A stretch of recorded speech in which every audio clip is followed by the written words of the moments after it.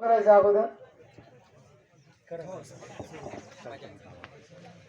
मागच्या लोकांना विनंती आहे की आपण आपसात बघू नये. नाही, बुकेचं होणारच आहे, काही टेन्शन घेऊ नका. त्यासाठी आपण कार्यक्रमांचा नियम असतो, जेवण असल्याशिवाय कार्यक्रमच घेत नाही. असो, आजच्या या कार्यक्रमाचे व्यासपीठावरील सर्व मान्यवर आणि आपण सर्व मित्र, आपण गेल्या 2 तासापासून नैसर्गिक शेती या विषयावर तज्ञांचं मार्गदर्शन ऐकत होतो. असं काही नाही की आपल्याला आजपर्यंत नैसर्गिक शेतीबद्दल काहीच माहित नाही. आपल्याला सर्व माहिती आहे, कळतं पण वळत नाही. अशा प्रकारचं आपण शेती करतोय. आपण आज शेती करत नाही, वडिलोपार्जित शेती करतोय, पिढ्यानपिढ्या आपण शेती करतोय. एवढंच नाही तर आमचा देश शेतीप्रधान आहे. माझ्या या शेतीप्रधान देशामध्ये जर आज शेतीवर एवढ्या मोठ्या प्रमाणात जर आपल्याला पोटतिडकीने प्रत्येकाला प्रशिक्षण घेऊन शासनाला त्याचं धोरण बदलून नैसर्गिक शेतीचं मिशन जर राबवायची गरज येत असेल तर निश्चित मित्रांनो, आपण शेती करतोय का नेमका काय उद्योग करतोय, आपल्यालाच आपला प्रश्न पडायला पाहिजे. आज पिढ्यानपिढ्या जी शेती करतोय तरी पुन्हा पुन्हा तेच प्रश्न आपल्या समोर आहे. प्रत्येक हंगामामध्ये प्रत्येक वर्षी काय करू, काय लावू, काय पेरू आणि काय मारू, काय टाकू. आता मी त्या सविस्तर त्या विषयात जाणार नाही. बऱ्याच लोकांचे प्रश्न आहे.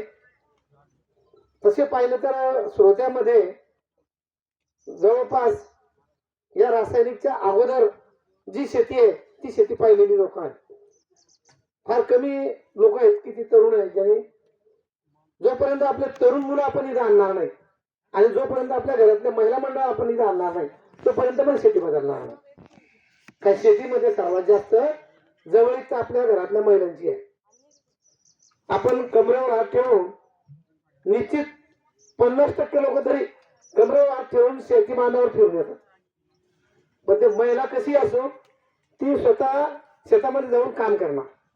म्हणून तर महिलांना आता शिकवण्याची गरज आहे, म्हणून महिलांना आरक्षण आहे, म्हणून महिलांचा सहभाग जास्त आहे. म्हणून शासनाला ते एक धोरण करावं लागलं, महिलांचा सहभाग, शेतीमध्ये महिलांचा सहभाग.